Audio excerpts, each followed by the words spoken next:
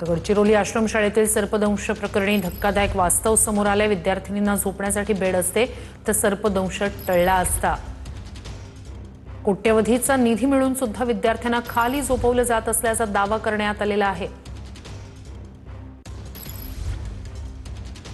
सर्वात पहिले तर 6 मुलींना सर्पदंश केलं। त्या ठिकाणी 3 मुली आमच्या निरागस 3 बहिणी अक्षरशः झोपेतच मरून होत्या। रात्री 1:30 ते 2:30च्या दरम्यानची गोष्ट आहे।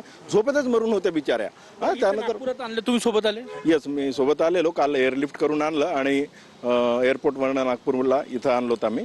तर या ठिकाणी दीपिका मडावी आहे, 11 वर्षाची बाली आहे तिला काल एअरलिफ्ट करून गडचिरोलीवरून नागपूर जीएमसीला आणण्यात आलं।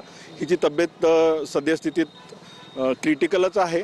बेड नव्हतं काय, फक्त सतरंजा घालून आमच्या मुली झोपत आहेत। संस्था चालक लोक आमच्या शासनाकडनं ग्रँट घेतात आणि आमच्या मुलांची व्यवस्था अशी गंभीर दयनीय करून ठेवलेली आहे। जी समाजाला लाभलेले निष्क्रिय आदिवासी विकास मंत्री जे आहेत यांचा राजीनामा सुद्धा झाला पाहिजे।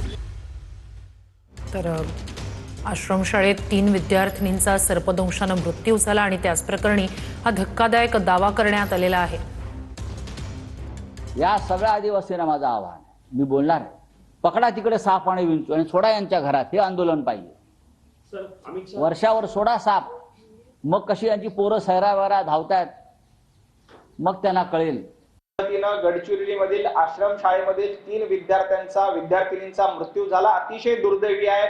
याच्यावर राजकारण करायचं नव्हतं, परंतु संजय राऊत यांनी त्याला राजकीय वळण देण्याचा प्रयत्न केला। मला संजय राऊतांना एकच माहिती द्यायची आहे की गडचिरोलीमध्ये ज्या आश्रम शाळेमध्ये हा प्रकार घडला, ती आश्रम शाळा नेमकी कुणाची होती हे एकदा संजय राऊतांनी तपासलं असतं तर बरं झालं असतं।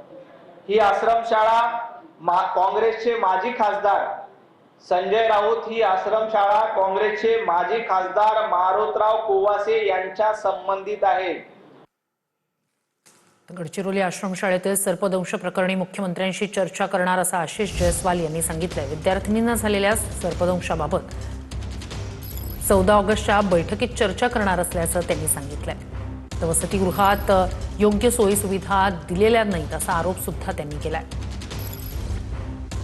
इंडियन क्रेट नावाचा स्नेक होता, ज्याला मण्यार म्हणतो, तो जेव्हा चावतो तेव्हा फक्त जणू काही मुंगी चावलेली अशा पद्धतीचं फक्त पेन होतो। त्यामुळे जेव्हा सर्पाने त्या पहिल्या मुलीला दंश केलं, नंतर दुसरीला केलं, तिसरीला केलं, चौथीला केलं, 5वीला केलं, तोपर्यंत कोणाला कळलंच नाही, कारण की जणू काही डास चावलेला अशा पद्धतीचं त्याच्यातून फील होतो। नंतर एक मुलीला तिची वारंवार तिला चावत असल्यामुळे तिची झोप उघडली आणि ती जोराने जेव्हा ओरडली तेव्हा सर्व विद्यार्थी जागे झाले, परंतु 3 मुलींचा त्यात मृत्यू झाला। एक मुलीला काल दीपिका मडावी नावाच्या मुलीला एअरलिफ्ट करून नागपूरला शिफ्ट केलं। काल रात्रीच माननीय मुख्यमंत्री महोदयाशी या संदर्भात चर्चा झाली।